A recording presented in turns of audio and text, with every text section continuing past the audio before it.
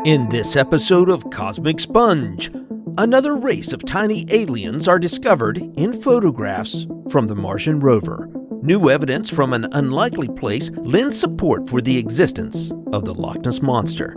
Then for our main topic, the CIA developed psychic spies in a program known as Project Stargate, giving us time to explore some of the typical predictions found outside of a fully funded government program. She probably said there's a body of water nearby, and it's on the edge of an open field, but you can see trees.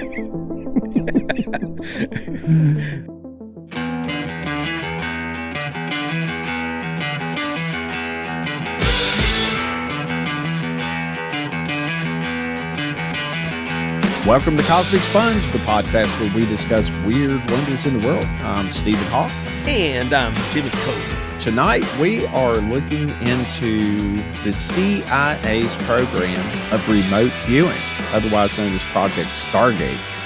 And I think they came up with that name before the movies starring Kurt Russell. I'm not sure.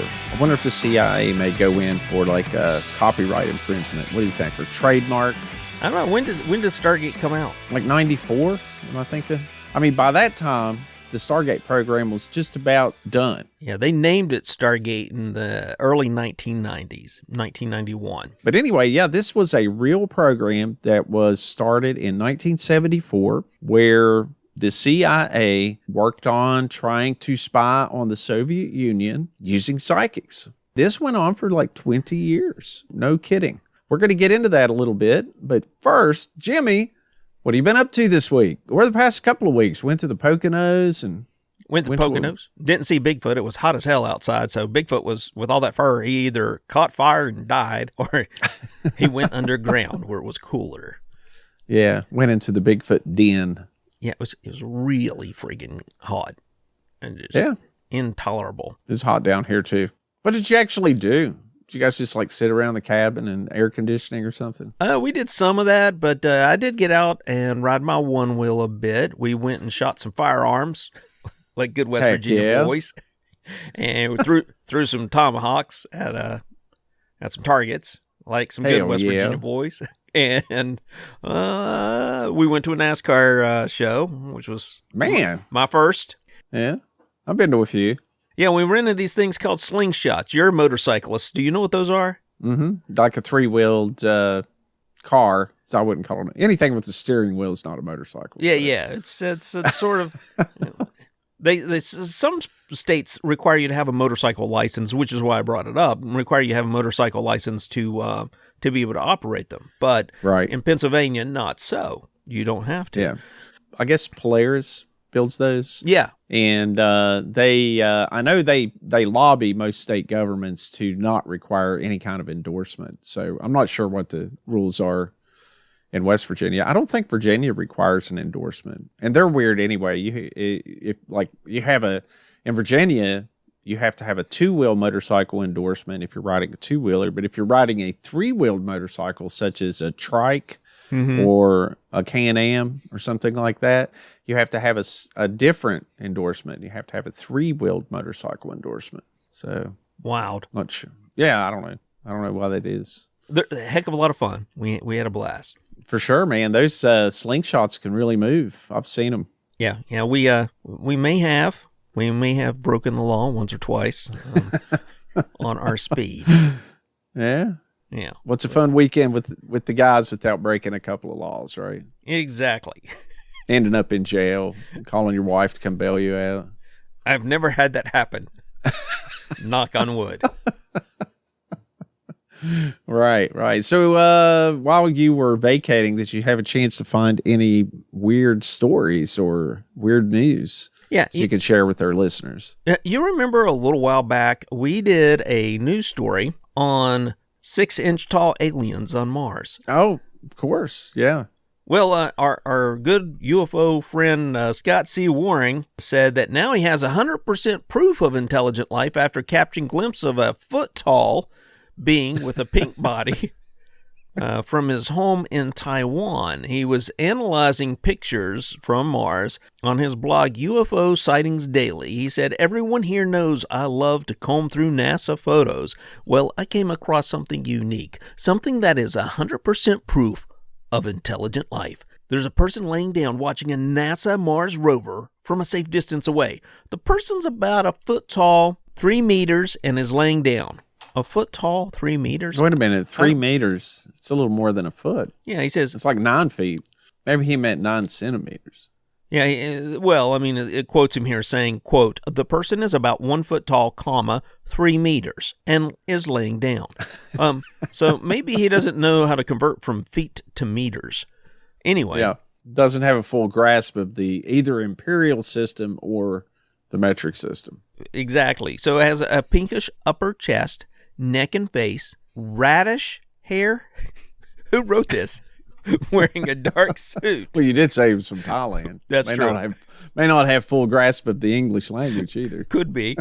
But has a gray object over one shoulder. It looks like a backpack of some sort because everybody knows Martians are pink and they like their backpacks. Yeah, man. Well, had to pack some snacks and everything and a drink. It's pretty dry on Mars from what I understand. So, to go spy on the NASA rover laying there, probably needed a lunch and some Gatorade or Martianade. It's a lot of work crawling around the Mars. But it says here that he didn't crawl because there are even footprints behind the person leading up to the location they chose to lay down at. Now, the question I have is, do you have a picture of this? Yes, there is a picture, and I will put it up on our Facebook Please post site. It right now, man. I want to take a look at it. Will do.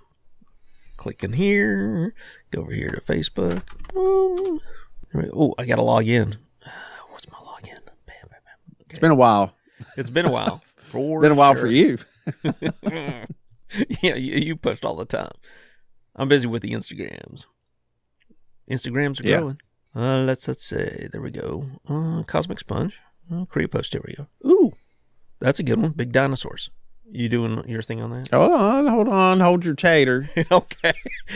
Yeah, because that's my story coming up after your 3 meter / 1 foot tall Martian.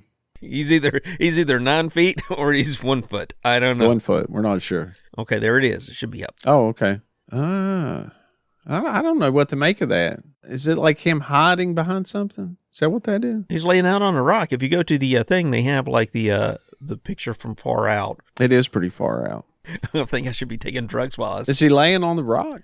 Well, that is the claim by Scott C. Waring. It's a little feller. He looks little. Like maybe a foot. Yeah, but I mean, how do you know how big that rock is? I mean, for all, he could be 9 feet tall, just laying on a rock. Well, I think they can gauge it because it's the picture's taken from the Mars rover and, given angles and trigonometry and other fancy things out there. They can get the height of that guy to be approximately a foot. Yeah. Or the 10 person feet. is about 1 foot tall, 3 meters, and is laying down. All right. So we got either giants or little people on Mars spying on the rovers. Doesn't look like they're trying to hide. Looks like they're just relaxing there on the rock, maybe doing a little sunbathing. Yeah, that's what it looks like, sunbathing. Yeah. There you go, folks. More tiny aliens. Or giant aliens. It just We're not sure.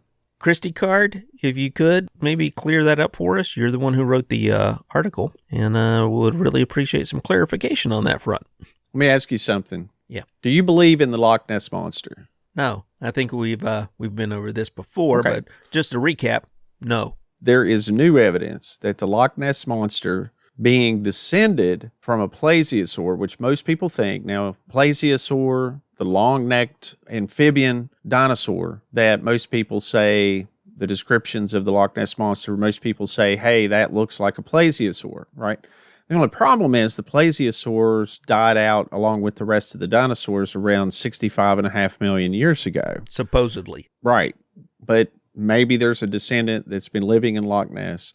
Now, one of the arguments against it, besides the fact that that was millions and millions of years ago, the other argument is plesiosaurs were sea creatures. They lived in ancient oceans with salt water. Mm-hmm. However, a recent discovery of new fossils of a small plesiosaur has been found in a 100-million-year-old river system that is now in Morocco's Saharan desert. This was a freshwater river. Just goes to show you that, yes, apparently some species of the plesiosaur did live in freshwater. Again, never mind that plesiosaurs went extinct millions and millions of years ago, but it could have lived in freshwater or can still live in freshwater, the descendant of the plesiosaur. Nessie, you mean? Nessie, right.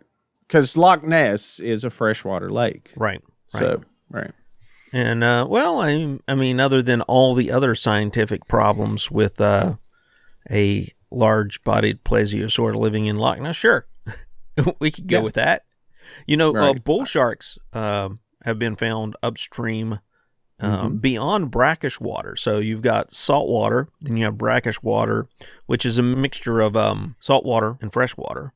Usually find them at deltas. At the head of a river. Right. Like where the river empties into the ocean. And they have found bull sharks all the way up in freshwater areas. If I'm not mistaken, a bull shark was found as far north as I could be wrong here, but I know it was way up the Mississippi at one time, something like almost all the way to Chicago. Mm-hmm. The reason that a bull shark can do that is they have, unlike most sharks, they have some type of organ that allows them to store salt to release in their bodies to mix with the fresh water somehow. I don't know. They can store those minerals that makes it salt water that allows them to breathe fresh water, in other words.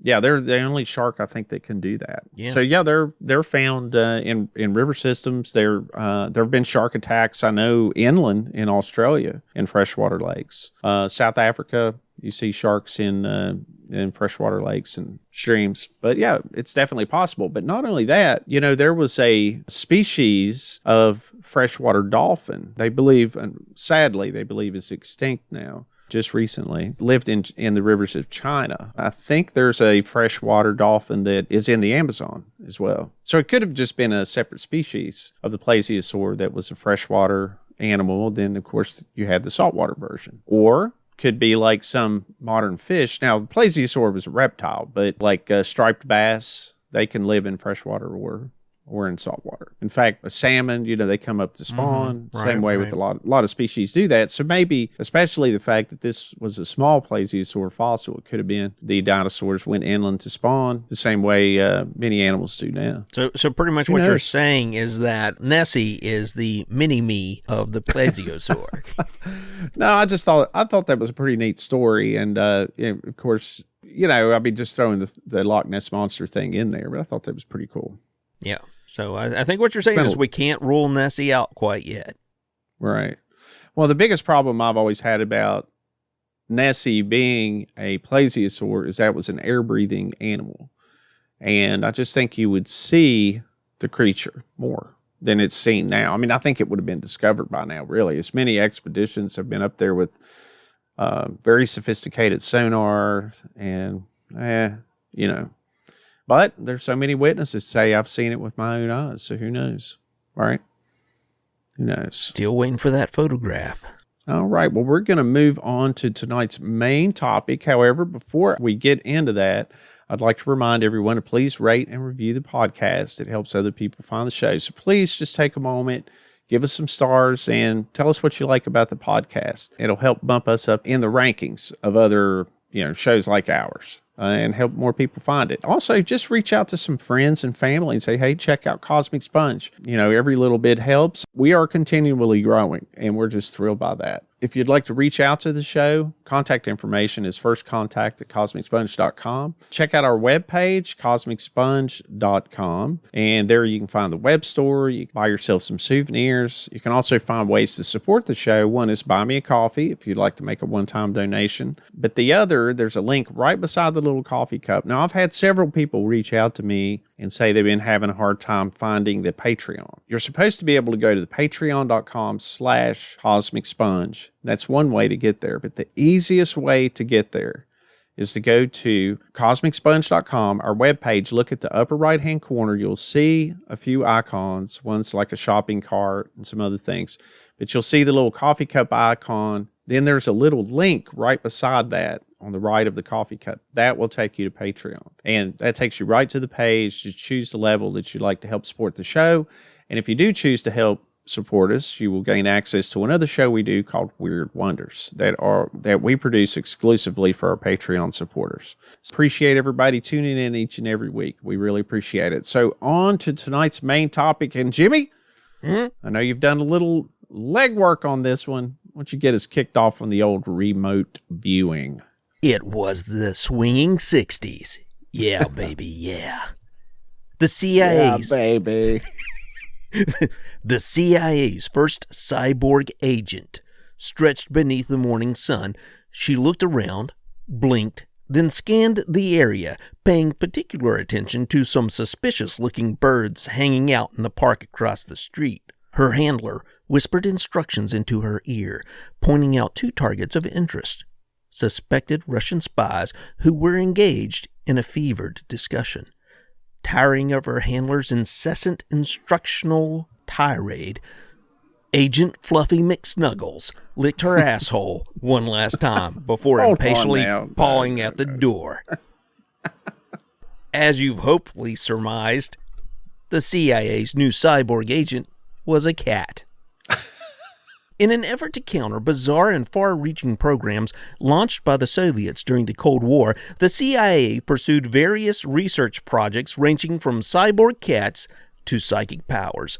Take, for example, the program MK Ultra, an attempt to use a variety of drug cocktails to create a Manchurian candidate, or Operation Gondola Wish, a program used to gather intelligence using psychic powers, or Operation Acoustic Kitty, a CIA program which surgically altered a cat into a listening device and, once trained, would become an effective undercover agent, or so CIA headquarters had hoped.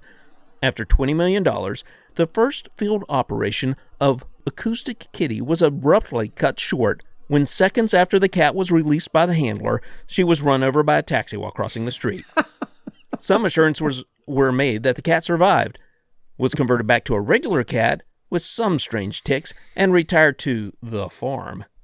Regardless, the program was terminated, having done little more than confirm that the CIA have questionable ethics and that cats are pretty much untrainable. Tonight, however, we're going to dive into one of the most famous of these unusual CIA programs, Project Stargate, a program involving remote viewing or the ability for trained human agents to observe locations at extraordinary distances, including claims of off-planet observations. Let's kick things off with Zeno and the Tangiacs as they perform a cover of Somebody's Watching Me by Rockville.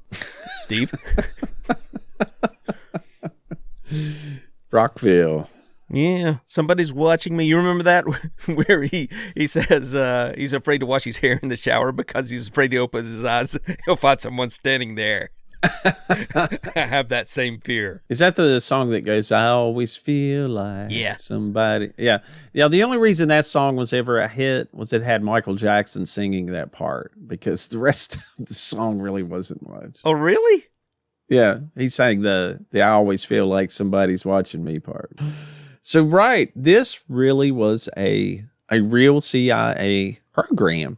And when I started digging into this thing, one of the first things I like to do is go to the Black Vault to find the declassified government documents to find out how, is it real, right? I mean, there's a lot of conspiracy theories and things out there, so you never know whether something's real or not. However, I did find on the Black Vault, this is the site run by John Greenwald, who files all these Freedom of Information requests. His site is just full of everything you can think of. And I did find the Stargate collection. Is that all the albums together? What? Is that all the albums together? The Stargate collection? Yeah, the Stargate collection. Well, I don't know about that, but normally I like to go in and read a lot of the government documentation. Mm-hmm. But guess how many pages are in the declassified files of the Stargate, the remote viewing program? I don't think I have to guess, because you sent me the link and I looked it up. It's let's say it's a lot. It's a lot. It's 89,901 pages. So needless to say, I didn't read them all. Did you read any of them? I did read some. For instance, this program was started by Harold Putoff and Russell Targ. They actually started the program in, I think, 1970. The original program was called Scanate, or Scan by Coordinate, and they started the program because the Soviet Union, they discovered, was spending 60 million rubles, or $28.78, on psychotronic research, trying to turn their citizens into psychic spies. Right. And that's something that we see a lot of in the Cold War. For instance, one of our spies somehow found out that the Soviets were looking into remote viewing. Our people in the United States and the CIA are like, was there anything to it? What if there is? Well, we better be researching it, because if there is something to it, they're going to have an advantage over us. So you see a lot of kind of wacky programs throughout the Cold War just for that very reason. I'm sure the Soviets probably created their programs because of some wacky research we were doing. Just all of it was to try and gain advantage. And for those of you that are too young to remember, there was just, it was us versus them and East versus West kind of thing the whole time we were growing up. I mean, the Iron Curtain was there, no information in or out, or very little information. So not at all like it is today. Yeah. Not like it is today. Come on, man. Well, now, they just kicked our McDonald's people out. I thought they voluntarily withdrew. Well, I mean, voluntarily, but come on. Well, you know what I mean. The writing was on the wall. I guess I would have said that before the Ukrainian war. This has changed things That's somewhat. true. What decadence. You must leave. You McDonald's make us soft. You know what they call a quarter pounder with cheese in the Soviet Union? Fat-making hamburger. Yeah, because it's a metric system. Because the metric system. Yeah. A little bit of Pulp Fiction for all of us. What was it? Royale with cheese. Yeah, Royale with cheese. Where were we? We were with the Russians. Yeah. So this program really began in earnest when two physicists, Russell Targ and Harold Putoff, researchers at the Stanford Research Institute, and they're generally credited with coming up with the term of remote viewing. And they worked with several psychics. One was Ingo Swann. They conducted experiments of remote viewing in which they would put someone in a sealed room. I think one was an artist. That would be Ingo. Yeah, and, they would say, try and find Russell or something. Russell would go to a library or some building or something. He would draw pictures of it. And then when he come back, he'd be like, yeah, that looks a lot like where I was. I saw, these tunnels or whatever. There's a movie out right now on Prime called Third Eye Spies, which is all about this program. Now, I will say Russell Targ, Harold Putoff, and also Kit Green portrayed very predominantly in the film. And the film is very much about remote viewing and all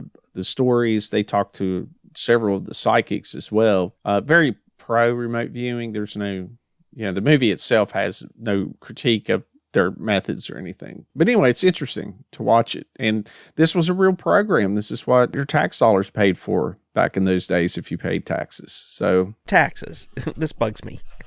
Okay, we paid how much for that program? I didn't see the amount that we spent on that program. I mean, I don't know how much the amount was. But if we spent $20 million on a cat that was basically a remote recorder, you would think we would spend more on a program that lasted far longer than, making a Frankenstein cat. But then again, I mean, what did our money get us? At the end of the day, that's what I want to know. It says here that it was based upon both of their studies, which recommended a higher level of critical research target controls. It says here the CIA terminated the $20 million project in 1995. Time magazine stated in 1995 that 3 full-time physicists were still working on a $500,000 a year budget at Fort Meade, Maryland, which would soon be closed. So pretty big budget there. And I think that was an annual budget. And of course, the United States wasn't alone.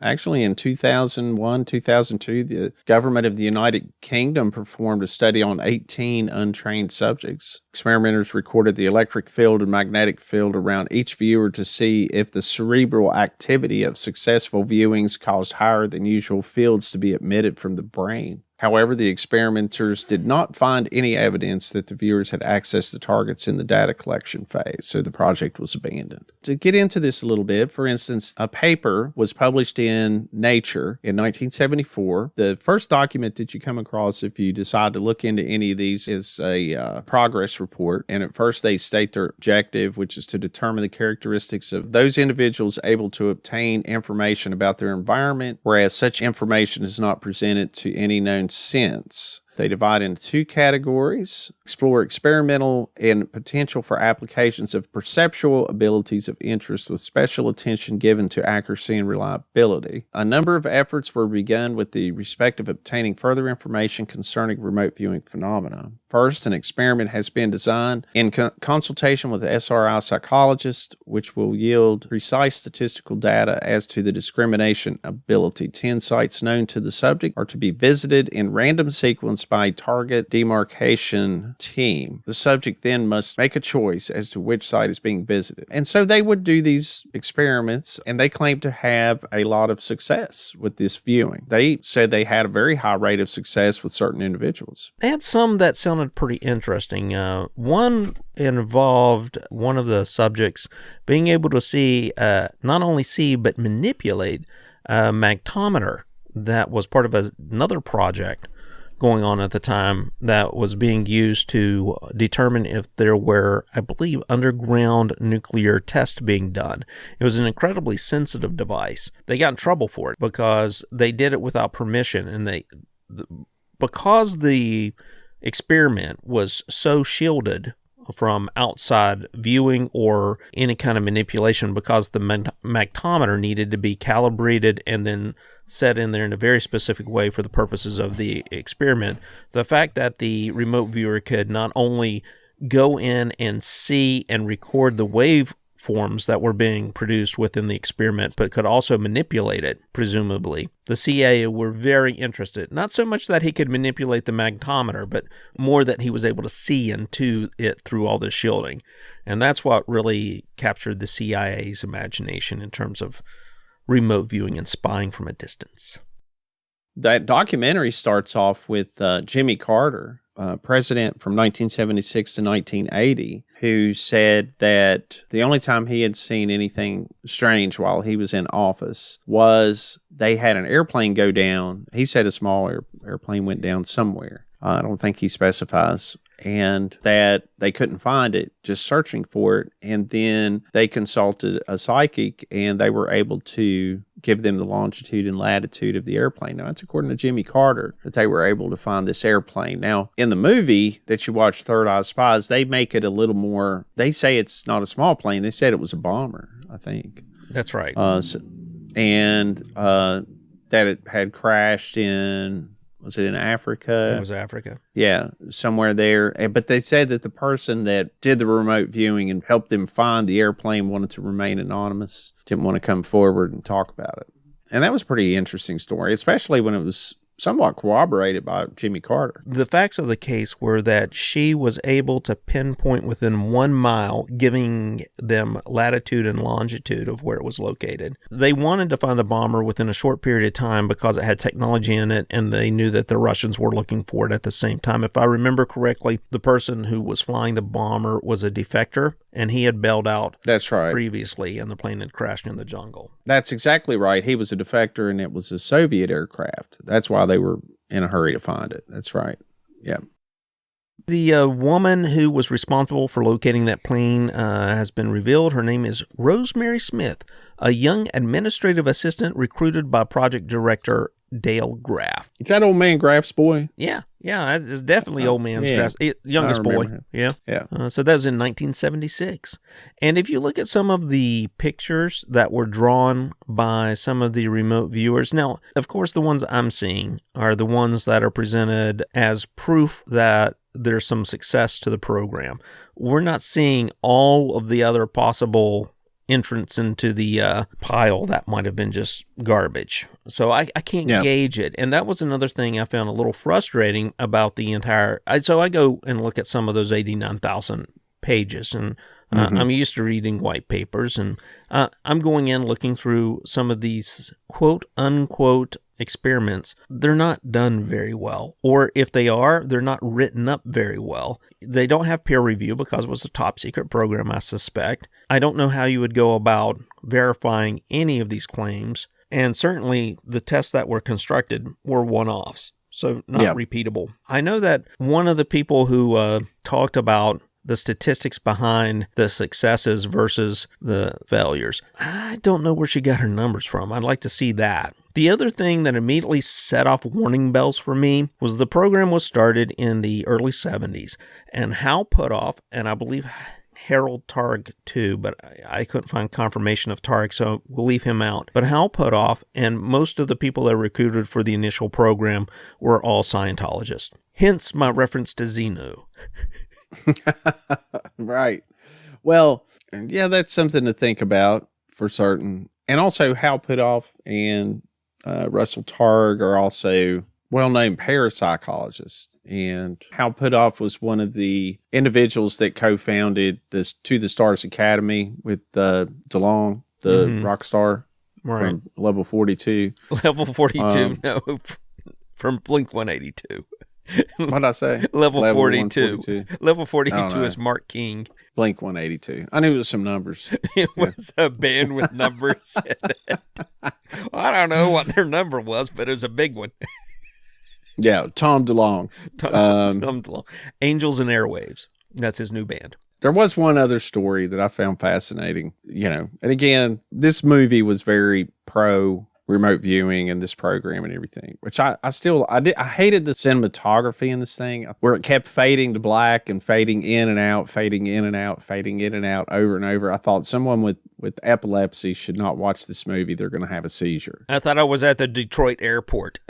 Yeah, I mean, it was terrible, man. I mean, I'm just like, that was so distracting. The content of the documentary was good and the interviews were good, but it was just the way this thing was edited. Really just disconcerting. I mean, it annoyed me so bad. It was so distracting. I couldn't focus on the content because of it, I felt like. But if you're the filmmaker and you're listening to this, I'm sorry. It was difficult to watch for that very reason. But the content was fantastic. And there was one story that concerns West Virginia I found was pretty interesting. Now, I don't remember what test this is or anything, but somebody said, hey, we need a place, like give us longitude and latitude and see if a remote viewer can find it. So it was one of the military men gives him a longitude and latitude. I guess they're trying to demonstrate his ability. Well, to make a long story short, when they drew it all out, it looked like a military compound. The person that they'd asked for the coordinates said, you guys are way off. No, I just gave you the coordinates to my cabin in the woods in West Virginia.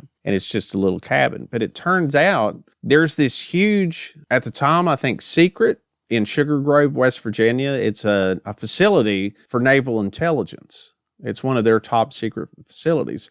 And I've known this place existed a long time ago because of the business I'm in. I remember they bought some stuff from me. I remember back then it was like the U.S. Navy. And I'm like, why is the U.S. Navy in the middle of West Virginia? But anyway, in the mountains of West Virginia. But apparently it has something to do with, I don't know what they do there, really. It's something to do with naval intelligence, right? You better not know because it's secret, man.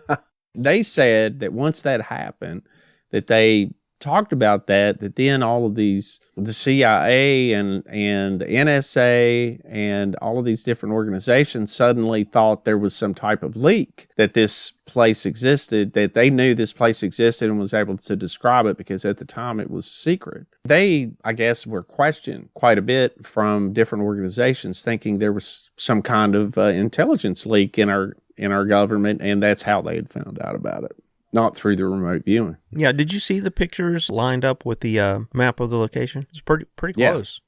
It was very close. Yeah. I mean, that was pretty impressive. Again, this movie, the movie had no other point of view other than this is what the program was. But those individuals had quite a few drawings, a lot of examples. They did have an example of some gigantic crane system being built in the Soviet Union. That was for a particle beam experiment, is what they determined later. But this remote viewer was able to draw these enormous cranes, these giant spherical objects that were later confirmed using either satellite imagery or spy plane imagery. It's really quite interesting to go through and see all of the places where there was some successes. And it makes you wonder, right? Yeah. It did for me. I hate psychics. I hate the stuff. I see most of them as frauds. I've been very clear about that. But there are things in here that made me go, okay, if you're a real scientist, and let's be clear, Harold Targ is a real scientist. He's done a lot of work on lasers, a lot of real scientific work on lasers. That's right. Hal Puthoff, I'm not as familiar with, but I know he's done research and work on propulsion systems. The parapsychology stuff is a small piece of what they did in their careers. So they're serious researchers and scientists on the one hand. Are they legitimate scientists? I don't know.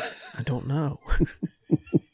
don't know. But I have to refer back to the last episode. Yeah.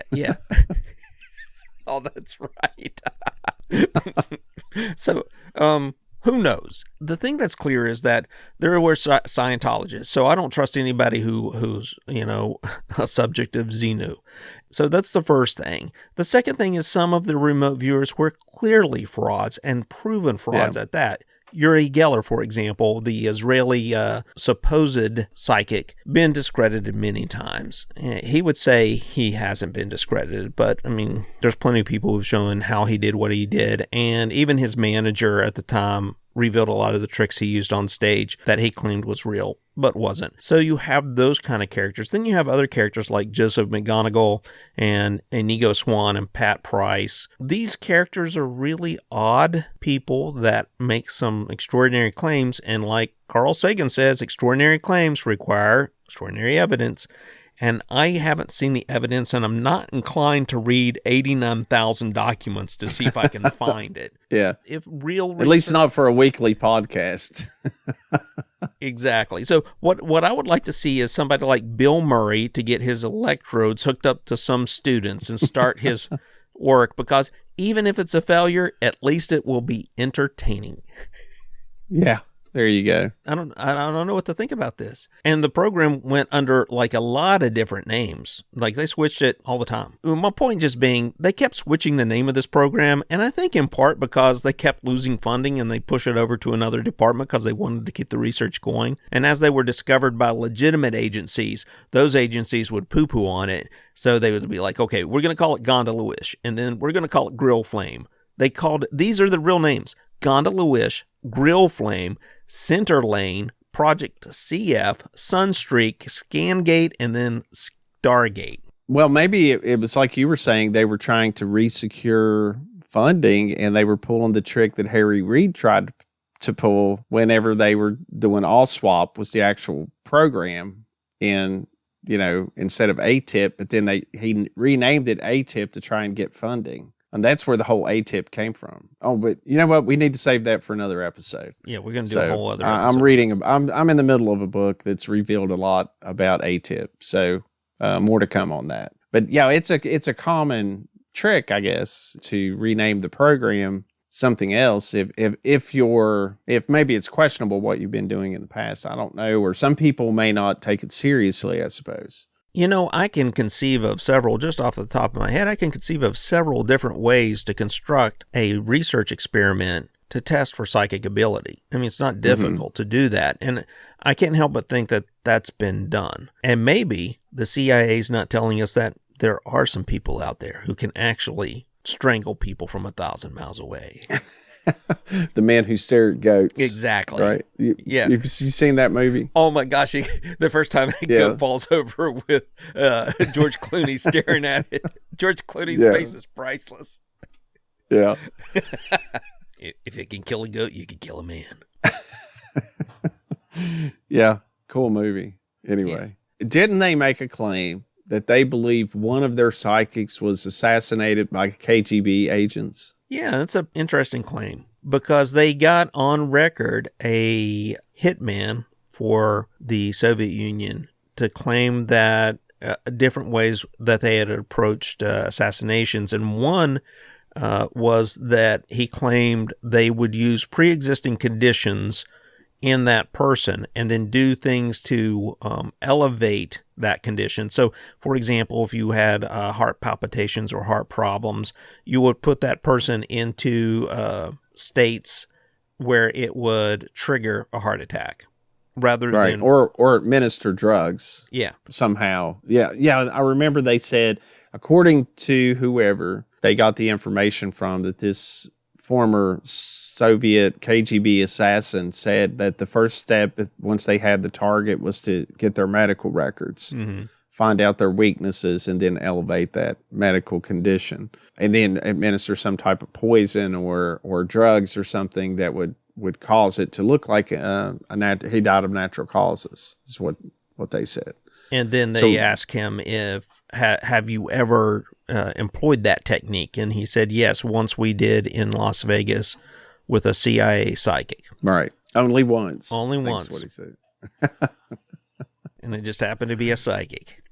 At the end of the program, it was Robert Gates in 1995 who was in charge of the CIA. All of this came out in the 1990s as well, that the CIA had been participating in this program, funding this program for 20 years. And so it became a big news topic back in the mid-90s. And Robert Gates canceled the program. He said that no usable intelligence had ever come out of the program. They'd never acted on anything. No operational intelligence whatsoever from his perspective. But then the other side is claiming there was plenty and many successes from the program. So Bits are classified, so how are we to know? The one case of the airplane that Jimmy Carter talked about, I mean, he was president at the time. He said that was the weirdest thing he ever knew about that happened, or the strangest thing that happened while he was in office. Yeah, what's the chances? Was that a psychic helped him find an airplane. What's the chances that the psychic would pinpoint within 1 mile? Pretty slim.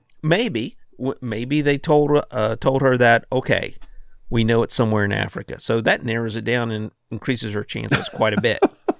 I don't think that narrows it down very much at all. I don't know. Africa is smaller than the rest of the world, so it does narrow it down. And then maybe they said it's somewhere in Zaire. So now it gets even smaller. And then maybe they say the flight path before it left was this. And then, so we don't know. We don't know what kind of cues she was getting. If she was given no cues whatsoever, that would be impressive. She probably said there's a body of water nearby, and it's on the edge of an open field, but you can see trees. It would be something if she said, and the tribal member that comes out of the woods and says, hey, look, I found a plane over here 1 mile. His name is Carl.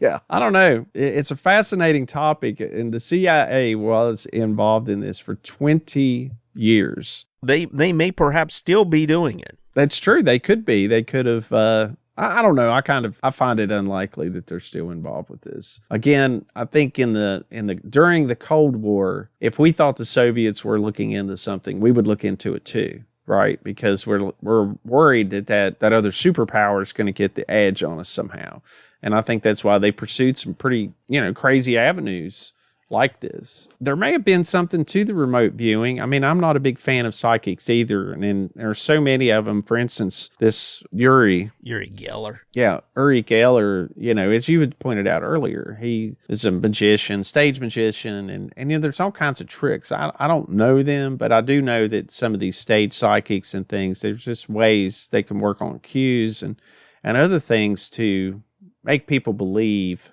that they're psychic, when it's really more of a sleight of hand kind of activity. And the biggest problem with the program is it wasn't peer reviewed. In other words, no other scientists were allowed to test these psychics under similar conditions. And that's where a lot of the criticism of the program comes from. So it says here that 2 psychologists, David Marks and Richard Kamen, attempted to replicate Russell Targ and Harold Putoff's remote viewing experiments that were carried out in the 1970s. In a series of 35 studies, they were unable to replicate the results, so investigated the procedure of the original experiments. They discovered that the notes given to the judges in Targ and Putoff's experiments contained clues as to which order they were carried out, such as referring to yesterday's 2 targets, or they had the date of the session written at the top of the page. they concluded that these clues were the reason the experiments had high hit rates. And this is a quote by Terrence Hines. Examination of the few actual transcripts published by Targ and Putoff show that just such clues were present. To find out if the unpublished transcripts contained clues, Marks and Kamen wrote to Targ and Putoff requesting copies. It is almost unheard of for a scientist to refuse to provide his data for independent examination when asked, but Targ and Putoff consistently refused to allow Marks and Kamen to see copies of the transcripts. Marks and Kamen were, however, able to obtain copies and transcripts from the judge who used them. The transcripts were found to contain a wealth of cues. So I think that could be one thing. And then also in the movie, near the end, they imply that practically anyone can become a remote viewer if you just try hard enough. Well, I know that's true because my little brother can remote view turkey legs from a great distance. He loves turkey. You sure it's not? He just has a overdeveloped olfactory sense or turkey something. and whiskey. That's a good Saturday night for him. It's hard to follow up turkey and whiskey. Hard to follow up the turkey leg, remote viewing of the turkey leg. Yeah, so near the end of this film, they show Russell Targ giving seminars where he's teaching people how to remote view. And Harold Putoff's doing something similar. So, it's like you can become a psychic, come to the seminar and we'll teach you how you can do it. And they claimed in the movie that what was it, like an assistant or a secretary or something? They had her remote view something just as, like, for instance, the regular subject didn't show up that day or something. They used her and it turned out she had these psychic powers that she never knew she had. You too can have psychic powers. Just submit 1995. Bring your own bonnet. Probably more like $2.99.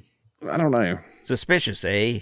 And I mean, they went to one of these seminars and everybody's talking about, they're drawing their pictures because they're remote viewing some stuff and they're feeling real good about being psychic. Yeah. I saw interesting, there we go with interesting again. I saw a show or a podcast that had Eric Weinstein, who is a mathematician, a PhD Harvard mathematician, have a conversation with Hal Putoff, and Hal is describing to him how they did a project where they guessed the market correctly 9 times in a row. It was a silver market.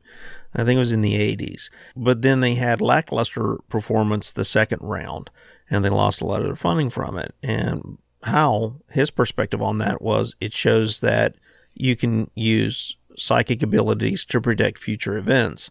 And Eric pushed back against him, and they cut it because Eric wasn't getting rude. He's just being firm and saying, explain this to me. Explain why would a person not, if you wanted to prove that, all you have to do is corner the market and you're filthy rich. There's lots of motivation where you could prove your point and become wealthy. And then, you've got all the money you have to prove to the world in various experiments. You've done it with this, and you could keep doing it in perpetuity and just shut everyone down.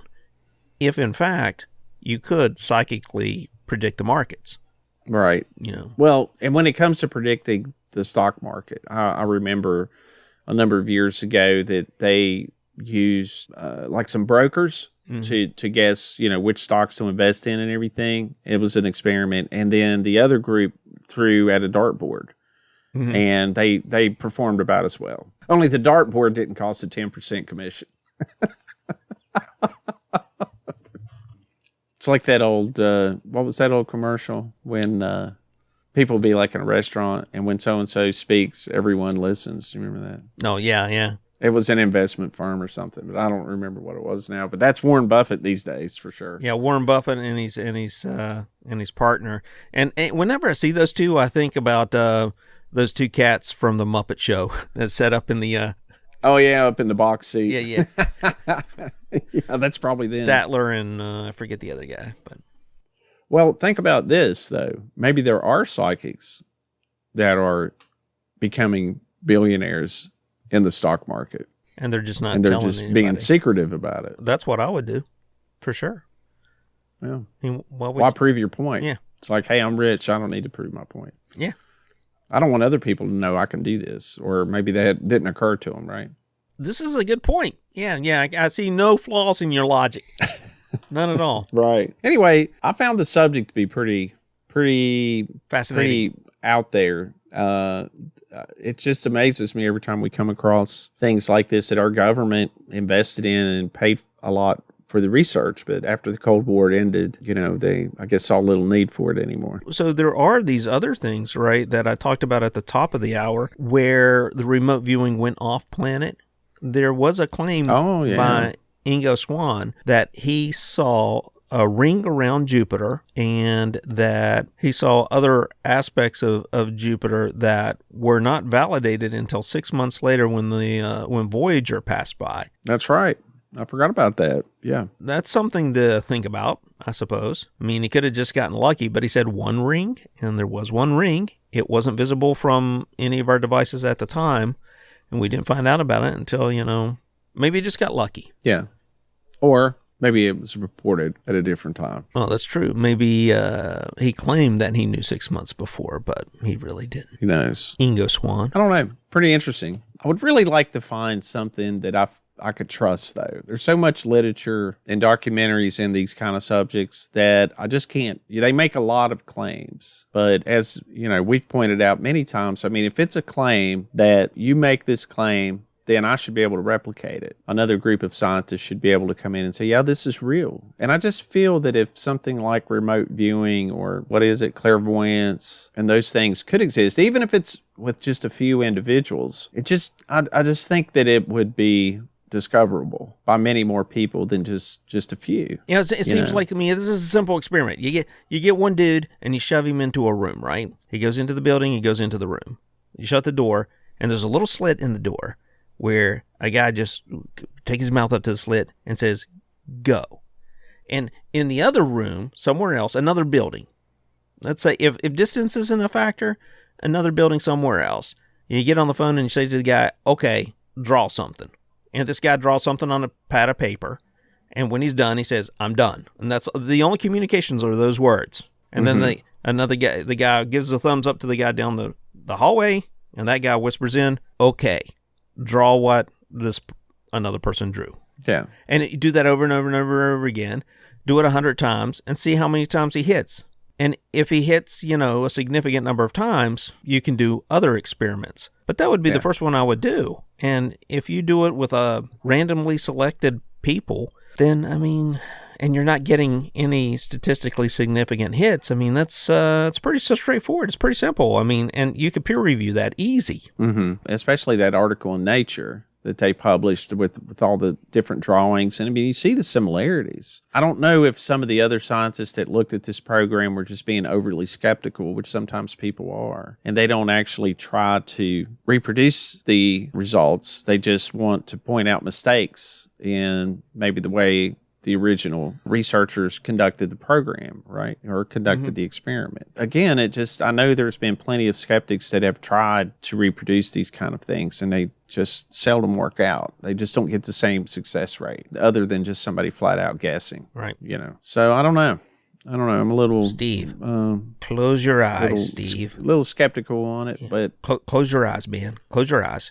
And I want you to see if you can guess the square that's on the card inside of this envelope.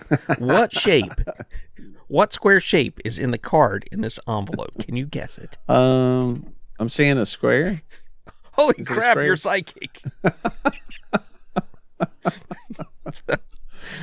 Yeah. That would be an example of a bad test. It always makes me think of Ghostbusters. Whenever that scene at the he kept zapping that one kid. Poor kid. And then he goes, I don't know, a car with a bunch of squiggly lines on it. And he's like, wrong. That actually was the card. Yeah. That's why I want Bill Murray to conduct all of the experiments, because at least we'd have, a good time. Yeah. Yeah. My favorite line in that whole movie is whenever Dan Aykroyd, when they lose their jobs, parapsychology department shut down or whatever at that university. And then Dan Aykroyd's like, I don't know, man, I've worked in the private sector. They expect results. there is a lot of truth to that. Yeah. Well, all right, man. You got anything else on remote viewing? No, but I will say this about it. It did pique my interest a little bit more in the psychic phenomenon. Not much, but a little bit. And to move the needle on me a little bit, that's saying something. Did it open your eyes? Did it open your third eye? It opened my third eye. I'm actually seeing a stack of cookies and some milk in my future. I'll let you know how that turns out. All right, man. Anyway, I'd like to thank everybody for joining us tonight. We really appreciate everyone tuning in each and every week. And this is Stephen Hawk signing out. And we'll see you next week. And keep your eyes to the skies and your feet on the ground and your third eye open. This is Jimmy Go signing out. That's all for this week's episode of Cosmic Sponge. Please don't forget to rate and review us wherever you listen. It helps others find the show. If you have any questions or have a story you'd like to share, you can contact us using our email account at firstcontact@cosmicsponge.com. If you'd like to support the show, consider becoming a Patreon at patreon.com/cosmicsponge, where you get access to exclusive content, including our Weird Wonders news and stories released every week. To explore everything Cosmic Sponge has to offer, including other ways to support the show, head on over to our website at www.cosmicsponge.com. Thanks again for listening, and we'll see you next week.